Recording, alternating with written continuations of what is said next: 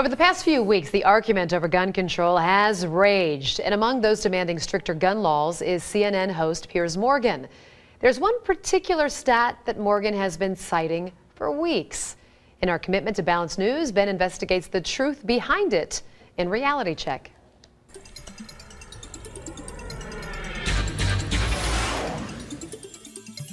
Last night on CNN's Piers Morgan Tonight, Morgan interviewed radio host Alex Jones. And to say it was wild, well, that would be an understatement. Here's just a small clip. Answer this question. How many Why'd you get fired from the Daily Mirror for putting out fake stories? You're a hatchet man of the New World Order. Let's try again. How many gun murders were there? Oh, you're going to ban your fist now? In Britain last year.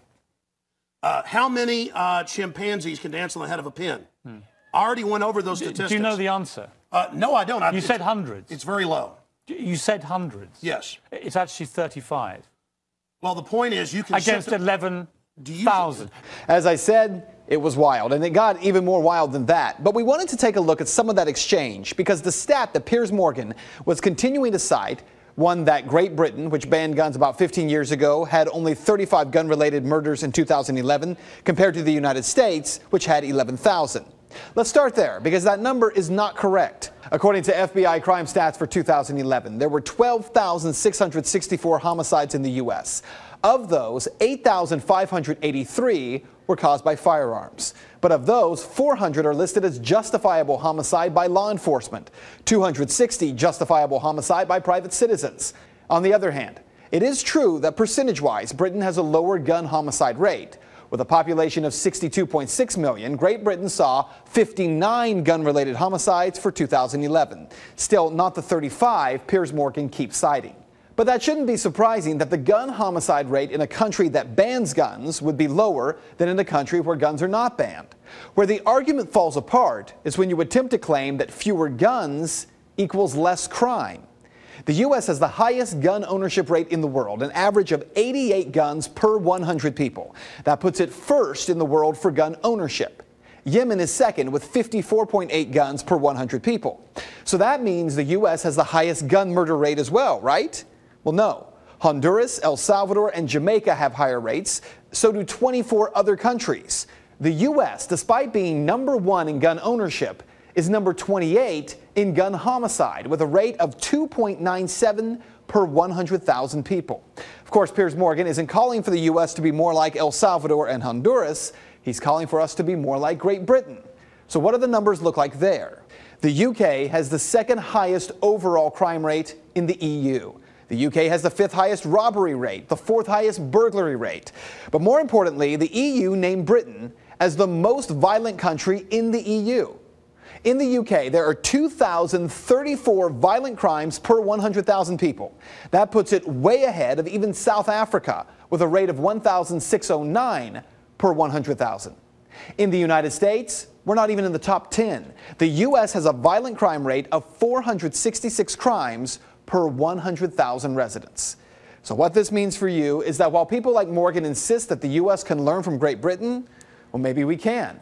What we might learn is that violent crime is not the result of a gun or any tool. It is the result of the heart of men and women. And that is Reality Check. You can find the sources for the story posted on our website at fox19.com. If you'd like to make your voice heard in the story, head over to Ben's Facebook page. Find it by searching Ben Swann. And we are also putting a link to the full interview between Piers Morgan and Alex Jones. It's two parts. It's worth watching it. I was reading it last night. You need to watch it, You need to watch it. You have to watch it. Yeah. Well, it is a reality check that has received attention from literally all over the nation. Ben's fact check of arguments made by CNN host Piers Morgan and a look at the violent crime rates in the U.S. and in the UK. But were those numbers really an apples to apples comparison? Tonight's Ben is setting the record straight. It's a reality check you won't see anywhere else.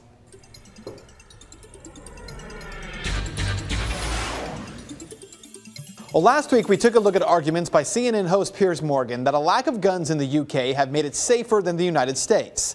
Among the issues we looked at, a comparison of the violent crime rates between the UK and the US. Well, shortly after that reality check aired, I received messages from people living in Britain who told me those numbers were not entirely accurate because the violent crime rate in the UK is figured very differently than it is in the US. A couple of blogs made the same claim, and it turns out they are correct. The FBI's Uniform Crime Reports defines a violent crime as one of 4 specific offenses: murder, manslaughter, forcible rape, robbery, and aggravated assault. The British Home Office has a substantially different definition of violent crime. The British definition includes all crimes against the person, including simple assaults, all robberies, and all sexual offenses. Due to fundamental differences in how crime is recorded and categorized, it is impossible to compute exactly what the British violent crime rate would be if it were calculated the way the FBI does. But if we must compare the two, my best estimate would be something like 776 violent crimes per 100,000 people, writes the skeptical libertarian. So when you break down the apples-to-apples comparison of violent crime rates between the U.S. and Britain, in 2010, the U.S. had 403 incidents per 100,000 people. The violent crime rate in Britain, while difficult to pin down, is at least 776 per 100,000 people. It's still nearly twice the rate as the U.S. But let's face it, the argument over guns in the U.S. is over guns in the U.S. And if the argument over guns is to be intellectually honest, then why is everyone talking about these so-called assault rifles? The argument has been made that the last 4 mass shootings have been with assault rifles. Therefore, a ban on assault rifles is necessary. But according to a report by Mother Jones, since 1982, there have been at least 62 mass shootings in 30 states. Of the 142 guns possessed by the killers, more than 3/4 were obtained legally. The largest number of guns used, 68, were semi-automatic handguns. Assault rifles were about half that number at 35. So when the argument is made that the way to protect children is to ban assault rifles and high-capacity magazines, statistically, that number does not hold up. According to FBI numbers, in 2011, among those murdered by guns, 119 children ages 12 or younger. The vast majority killed with handguns. That's nearly equivalent to 6 Newtown mass shootings. So what this means to you is that while we all mourn for the families of those children who were killed in Newtown, we mourn no less for the families of the child killed in a drive-by shooting in Kansas City, or the child caught in a gang shooting crossfire in Chicago. For those who are pro-gun control, why not go after handguns instead of assault rifles? Because according to the numbers, fewer handguns might actually mean one more child being saved, as the president said today, is the focus. For people like Piers Morgan, who says he's not calling for a handgun ban, is it fair to ask, why not? And that is Reality Check. You can find the sources for this story posted on our website, fox19.com. And if you'd like to make your voice heard on the story, I always say this, head over to Ben's Facebook page. Find it by searching Mr. Ben Swann.